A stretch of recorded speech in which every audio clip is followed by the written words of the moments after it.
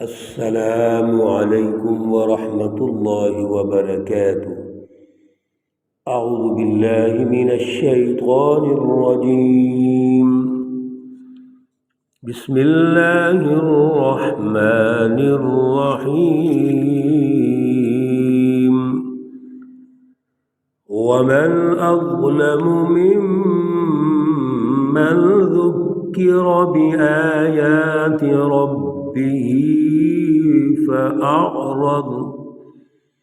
فأعرض عنها ونسي ما قدمت يداه إنا جعلنا على قلوبهم أكنة أن يفقهوه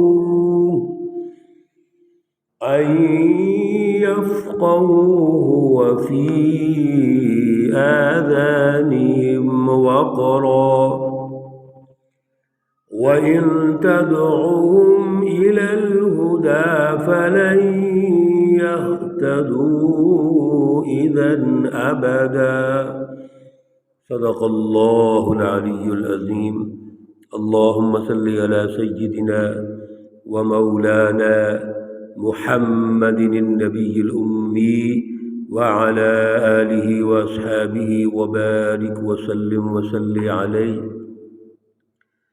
معزز سامعین و سامعات، سورۃ الکہف ہے، پارہ نمبر 15 ہے اور آیات مقدسہ نمبر 57، 58 اور 59 ہیں.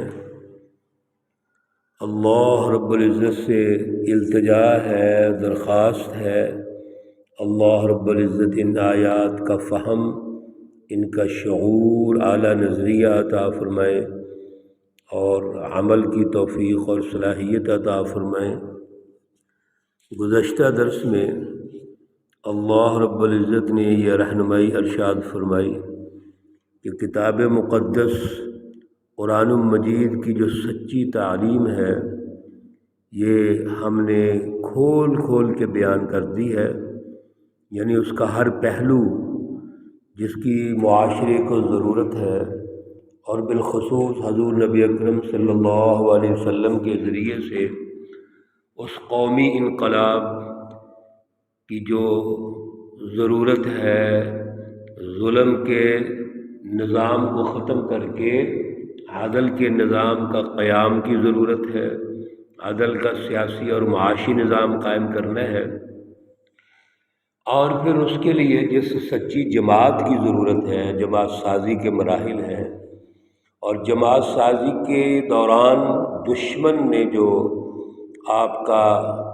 مذاق اڑایا، پریشان کیا، پراپیگنڈا کیا، یہ سارے جو مراحل ہیں یہ قرآن مجید نے ان کی رہنمائی کے لیے ان کو دعوت دی. حضور نبی اکرم صلی اللہ علیہ وسلم کے ذریعے سے ایک سچی جماعت تیار ہوئی، لیکن وہ اس بات کو نہیں سمجھے. اللہ رب العزت نے وضاحت فرمائی کہ اصل میں پہلی قومیں بھی ایسی ہیں. اللہ کے نبی آئے، حزب اللہ اور سچی جماعتیں وہ تشکیل پاتی رہی ہیں، لیکن ان کے مقابلے میں جھوٹی جماعتیں اور جھوٹے لوگ بھی مقابلہ کرتے رہے ہیں. لہذا یہ طریقہ کار شروع سے چلا آ رہا ہے. اللہ رب العزت ارشاد فرماتے ہیں وَمَنْ أَظْلَمُ مِمَّنْ ذُكِّرَ بِآيَاتِ رَبِّهِ.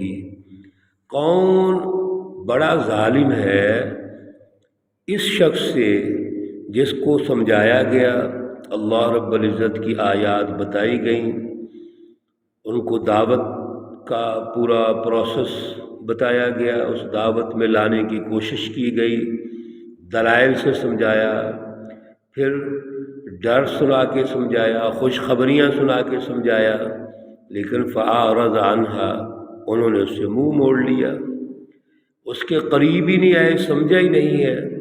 وَنَسِيَ مَا قَدَّمَتْ يَدَاهُ، اور پھر ان کو یہ بھی نہیں پتا کہ ہماری اس نافرمانی کا نتیجہ کیا نکلے گا، کتنا نقصان ہوگا. تو وہ مائنڈ سیٹ، وہ سوچ، جو انکار کی ہے، ضد کی ہے، نہ ماننے والا مزاج ہے کہ میں نہ مانوں، وہ ان میں موجود ہے۔ ان کے اس مزاج کی وجہ سے انا جعلنا علی قلوبہم اکنہ، ان کے جو دل ہیں ان پر اللہ رب العزت نے پردے ڈال دیے، ان یفقہوہ کہ وہ اسے سمجھ سکیں، وفی آذانہم وقرا اور ان کے کانوں پر بڑا بوجھ آ گیا، ڈانٹ ان کے کانوں میں دے دیے گئے۔ سچی تعلیم کا جو سب سے پہلا مرحلہ ہوتا ہے وہ سننا ہوتا ہے، اور سنتے ہم کہاں سے ہیں؟ کانوں سے سنتے ہیں۔ جب کانوں کے اندر سننے کی صلاحیت ہی ختم ہو گئی تو پھر اگلا مرحلہ ہوتا ہے دل سے اس کو سمجھنا ہے، غور و فکر کرنا ہے، درست راستے کا انتخاب کرنا ہے، فیصلہ کرنا ہے۔ تو ان کے اندر نہ سننے کی صلاحیت ہے، نہ سمجھنے کی صلاحیت ہے، وہ ہٹ درم ہیں، ضدی ہیں، وہ اللہ رب العزت اور رسول اکرم صلی اللہ علیہ وسلم کی بات کو سننا ہی نہیں چاہتے۔ تو اس کا حل پھر کیا ہے؟ جو شخص سننا ہی نہیں چاہتا، سمجھنا ہی نہیں چاہتا، اور تمام تر جو دلائل ہیں، عقلی نقلی دلائل، مثالیں پیش کیں، واقعات پیش کر دیے، ماضی کی تاریخ پیش کر دی، اور پھر ماضی میں جنہوں نے نہیں مانا، انکار کیا تھا، ان کو کیا کیا نقصانات ہوئے، انہوں نے ظلم کی حمایت کی، اور ظلم کی حمایت کے نتیجے میں کتنے بڑے اللہ کے عذاب آئے، یہ سارا اللہ نے سمجھا دیا ہے۔ اگر پھر بھی کوئی توجہ نہیں کرتا تو کیا اس کا حل ہے؟ منافقین بھی اسی طرح ہی تھے، دور حاضر میں بھی یہ چیزیں موجود ہیں کہ جہاں ہماری سوئی اٹکی ہوئی ہے ہم وہاں اٹکے رہتے ہیں، اللہ کی رہنمائی لینے کی کوشش نہیں کرتے، رسول اکرم صلی اللہ علیہ وسلم کے ساتھ محبت کا یا عشق کا یا تعلق کا اظہار کریں گے، لیکن رسول اکرم صلی اللہ علیہ وسلم کی رہنمائی نہیں لیں گے۔ اصل میں ہمارے دل دور ہو چکے ہیں، دل میں کھوٹ پیدا ہو گیا ہے، فی قلوبہم مرض، دلوں میں بیماری پیدا ہو گئی ہے۔ ظاہراً ہم دعویٰ کریں گے لیکن قلب سے، دل سے اس کی تصدیق ہی نہیں کرتے ہم، تاکہ ہمارا عمل و کردار اس طرح ہو جائے جیسے رسول اکرم صلی اللہ علیہ وسلم نے ارشاد فرمایا۔ اللہ رب العزت کی ڈیمانڈ ہے، اللہ کی منشا ہے، وَإِن تَدْعُهُمْ إِلَى الْهُدَىٰ، اے رسول اکرم صلی اللہ علیہ وسلم اگر آپ ان کو اب رہنمائی کی طرف، سچے راستے کی طرف بلائیں گے، فَلَن يَهْتَدُوا إِذًا أَبَدًا، یہ ہرگز کبھی بھی اس کی طرف نہیں آئیں گے۔ دیکھیں اللہ رب العزت نے کتنا خوبصورت تجزیہ فرما دیا ہے کہ ایسے ہٹ درم جو ہیں، ایسے ضدی ہیں جو رسول اکرم صلی اللہ علیہ وسلم اور سچی جماعت کے مقابلے میں آگے ہیں، یہ ابو جہل اور اس کی پوری پارٹی، اس کا پورا حکمران طبقہ۔ پیچھے بھی ہم نے پڑھا تھا حضور نبی اکرم صلی اللہ علیہ وسلم کی خواہش تھی کہ کسی طریقے سے یہ میری بات سن لیں، سمجھ لیں، اور ہم ایک عدل کا نظام قائم کر لیں، لیکن اللہ رب العزت نے یہاں طے فرما دیا، واضح ارشاد فرما دیا ہے کہ یہ ہدایت کی طرف نہیں آئیں گے۔ وَرَبُّكَ الْغَفُورُ ذُو الرَّحْمَةِ، آپ کا جو رب ہے وہ بڑا رحمت والا ہے، بخشنے والا ہے۔ لَوْ يُؤَاخِذُهُمْ بِمَا كَسَبُوا، اگر جو ان کا کردار ہے، کریکٹر ہے، نافرمانی ہے، اس کی وجہ سے اللہ پکڑ لیتے، لَعَجَّلَ لَهُمُ الْعَذَابَ، ان پر تو فوراً اللہ کا عذاب آنا چاہیے تھا، لیکن اللہ ایسے نہیں کرتے۔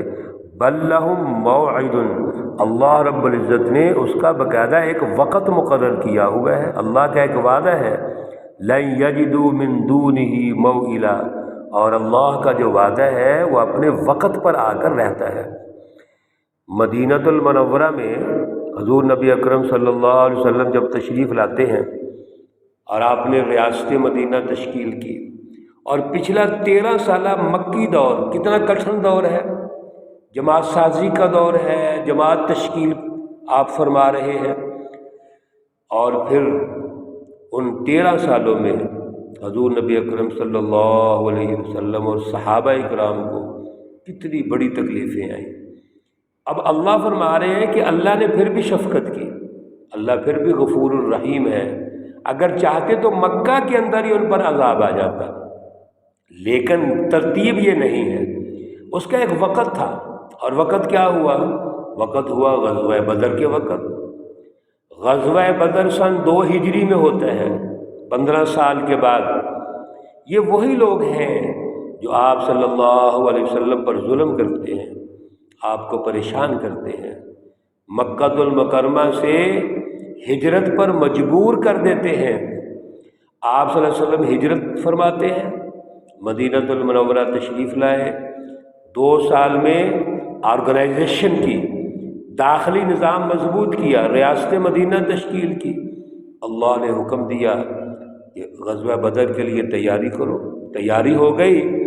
یہ ہے ان کے لیے بلہم موعد، اللہ نے ان کے لیے جو وعدہ کیا تھا، ایک وقت مقرر تھا، تو غزوہ بدر کے موقع پر ان سرداران مکہ کو شکست ہوئی، 70 ان کے جو بڑے سردار تھے وہ جہنم رسید ہو گئے۔ اللہ رب العزت اس لیے فرما رہے ہیں کہ اس وقت کا آپ انتظار کیجیے، وَتِلْكَ الْقُرَىٰ أَهْلَكْنَاهُمْ لَمَّا ظَلَمُوا، جتنی بھی یہ بستیاں ہیں جب ان کی ہلاکت آتی ہے تو اس کے پیچھے نظام ظلم ہوتا ہے، وَجَعَلْنَا لِمَهْلِكِهِمْ مَوْعِدًا، اور اس کا باقاعدہ ایک وقت مقرر ہے۔ ظلم کے نظام کبھی قائم نہیں رہ سکتے۔ اللہ رب العزت مسلسل ہمیں یہ بات رہنمائی ارشاد فرما رہے ہیں، سمجھا رہے ہیں کہ یاد رکھیے ظلم یہ تاریک ہے، ظلم اندھیرے ہیں، یہ چھٹیں گے، ختم ہو جائیں گے، اور جن بستیوں پر ظالم حکمرانوں نے ظلم قائم کیا ہوا ہے وہ تباہ ہوں گے، لیکن ایک وقت پر ہوں گے۔ وہ ڈیمانڈ کرتے تھے نبی علیہ الصلوۃ والسلام سے، اور نبی علیہ الصلوۃ والسلام سے پہلے جو اللہ کے نبی ہیں ان سے بھی قوموں نے ڈیمانڈ کی کہ آپ یہ کہتے ہیں کہ اللہ ہلاک کر دے گا، تباہ کر دے گا، اللہ سے کہیں اپنا وعدہ پورا کریں۔ اللہ فرماتے ہیں کہ ہم وعدہ پورا کریں گے، ان بستیوں کو ہلاک کریں گے، اور کیا پھر اللہ نے، لیکن ایک وقت مقررہ پر۔ یاد رکھیے دنیا کا نظام بھی ایک ترتیب سے اللہ چلا رہے ہیں، ہر چیز کا ایک وقت ہے۔ جو انقلاب آتا ہے اس کا وقت ہوتا ہے، اس سے پہلے ایک جماعت سازی ہوتی ہے، جماعت سازی کے مراحل ہوتے ہیں، جماعت جب تشکیل پاتی ہے پھر اگلے دور کے لیے اللہ رب العزت اس کو تیار کرتے ہیں، پھر وہ میدان کارزار میں اترتی ہے، پھر اللہ رب العزت مدد کرتے ہیں، اس جماعت کے ذریعے اللہ تعالیٰ ان کو تباہ و برباد کر دیتے ہیں، اس نظام کو، نظام ظلم کو ختم کرتے ہیں۔ جیسے حضور نبی اکرم صلی اللہ علیہ وسلم نے قومی انقلاب لا کر سب سے پہلے مکہ کے ظلم کو ختم کیا، اور جب مکہ فتح ہو جاتا ہے سن 8 ہجری میں تو قومی سطح پر حجاز میں انقلاب آ گیا۔ اب ریاست مکہ اور ریاست مدینہ دونوں کے بعد حضور نبی اکرم صلی اللہ علیہ وسلم نے بین الاقوامی انقلاب کے لیے آگے اگلے جو مراحل ہیں اس کا آغاز فرما دیا۔ چنانچہ کیسر و کسریٰ کے خلاف آپ کی تیاری شروع ہو جاتی ہے، جو خلفائے راشدین کے دور میں وہ مکمل ہو جاتا ہے، بین الاقوامی سطح پر بھی انقلاب آ جاتا ہے۔ یہ تمام تر مراحل ہیں تبدیلی کے اور انقلاب کے۔ اللہ رب العزت ہمیں ان کو سمجھنے کی توفیق عطا فرمائے، ان کا اعلیٰ شعور، اعلیٰ نظریہ عطا فرمائے۔ اللہ رب العزت تمام مرحومین و مرحومات کو جنت الفردوس میں اعلیٰ مقام عطا فرمائے۔ اللہ رب العزت تمام بیماروں کو شفائے کاملہ عاجلہ مستمرہ عطا فرمائے۔ آج کل ہمارے کچھ دوست احباب، عزیز و اقارب کچھ فیملیز بیمار ہیں، ڈینگی بخار بھی ہے اور اس کے علاوہ کچھ بیماریاں ہیں، سب کے لیے دعا کیجیے۔ اللہ رب العزت سب کے لیے آسانیاں پیدا فرمائے اور سب کو ان بیماریوں سے نجات عطا فرمائے۔ ربنا تقبل منا انك انت السميع العليم وتب علينا انك انت التواب الرحيم، وصلى الله تعالى على النبي الأمي محمد وعلى آله وأصحابه أجمعين برحمتك يا أرحم الراحمين۔ السلام عليكم ورحمة الله وبركاته۔